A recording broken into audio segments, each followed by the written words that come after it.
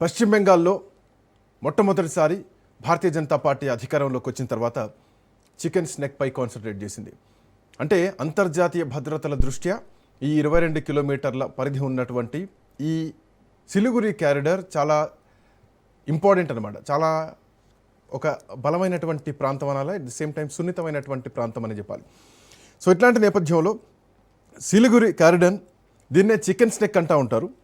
ఇది ఆల్మోస్ట్ దీనికి 120 ఎకరాల భూమిని కేంద్ర ప్రభుత్వానికి బదలాయించాలని చాలా సందర్భాల్లో చాలా సంవత్సరాల నుంచి దీదీ ప్రభుత్వంలో ఎన్ని డిమాండ్ చేసినా కానీ అక్కడ రైతులు ఒప్పుకోవట్లేదు, రైతుల నుంచి తిరుగుబాటు వస్తోందని చెప్పేసి టీఎంసీ అధికారంలో ఉన్నటువంటి సమయంలో ఆ రోజు భూములు ఇవ్వలేదు.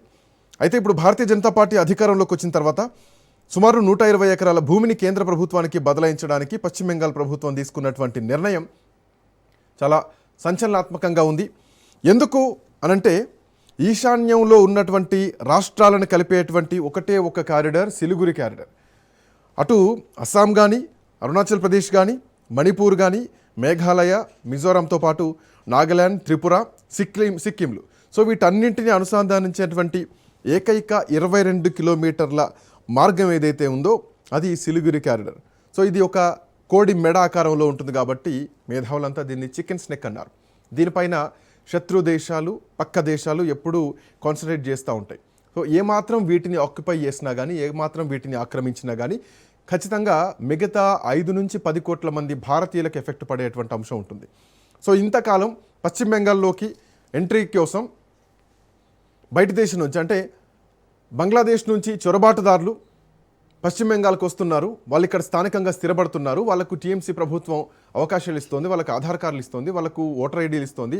వాళ్ళ ఓట్లతోటే ప్రభుత్వాలు గెలుస్తున్నాయి టీఎంసీ అనేది భారతీయ జనతా పార్టీ చాలా రోజుల నుంచి విమర్శించినటువంటి మాట. సర్ప్రక్షాళనతో ఆ ఓట్లను తీసేసి ఆ తర్వాత ఇప్పుడు ఏకంగా సిలిగురి కారిడార్కి ఆ బార్డర్కి ఫెన్సింగ్ వేయడానికి ప్రభుత్వం నిర్ణయం తీసుకుంది. బీఎస్ఎఫ్కి ల్యాండ్ని అకామిడేట్ చేసింది. ఇక తొందరలోనే ఫెన్సింగ్ పడబోతోంది.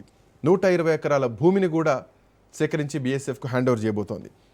సో దీని ప్రయారిటీ ఏంటి, ఎందుకు ఈ చికెన్ స్నెక్ కీలకం అని చెప్పాలి, ఎందుకు ఇది దేశ భద్రతకు, అంతర్జాతీయ భద్రతల దృష్ట్యా ఎందుకు ఇది చాలా సున్నితంగా మారింది, ఈ అంశాలన్నీ కూడా మాట్లాడదాం.